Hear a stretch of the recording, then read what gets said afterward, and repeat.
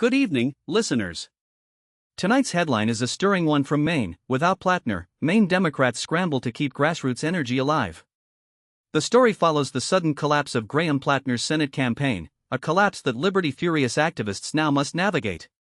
In the days before the news broke, Ryan Warren was in his Fairfield office, juggling Zoom calls and phone conferences, all while drafting flyers and canvassing emails to drum up enthusiasm for Platner's bid. His mission had changed overnight. Instead of campaigning for a candidate, he was now tasked with preserving a movement that had grown to an estimated 15,000 volunteers. Platner's implosion came after months of headlines over his personal conduct, culminating in an allegation of rape that he denied.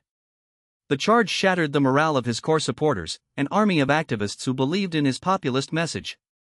For some, the accusation felt like a betrayal; for others, a partisan hit-and-run by establishment Democrats who feared his outsider approach.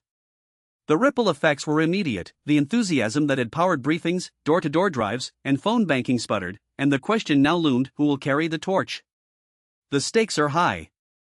Democrat-leaning Maine voters are racing to defeat Republican Senator Susan Collins, who has served 5 terms in the Senate.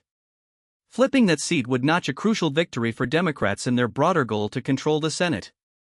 The state Democratic Party is convening a convention next weekend to choose a replacement. Leaders like Spencer Toth, Platner's former organizing director and a brief stints with the state Democratic Party, point to the infrastructure that has been built over the past year. He says the volunteer network will be an asset, but doubts linger about whether any new nominee can renew the same spark. Toth summed up the dilemma simply: many candidates claim progressive values that line up with what Platner offered, but it was not the policy details that mattered, it was his willingness to speak honestly about any issue that won voters' trust. This personal connection is what residents like Crysdale, Lapham and Warren feel is essential. Lapham, a veteran volunteer, insists that the people who voted for Platner in the primary still deserve a voice at the convention and deserve a candidate who can seize on that energy. She and Warren, together, are working to assure that the volunteer machinery is not left idle. The question remains: will any of resistant candidates capture the fervor that Platner's supporters poured into this race?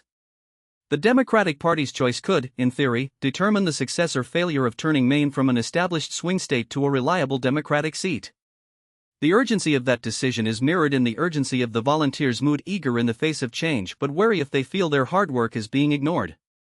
In sum, Graham Platner pulled out of the Senate race amid scandal, and the Democratic movement in Maine now faces a scramble to keep the grassroots momentum alive.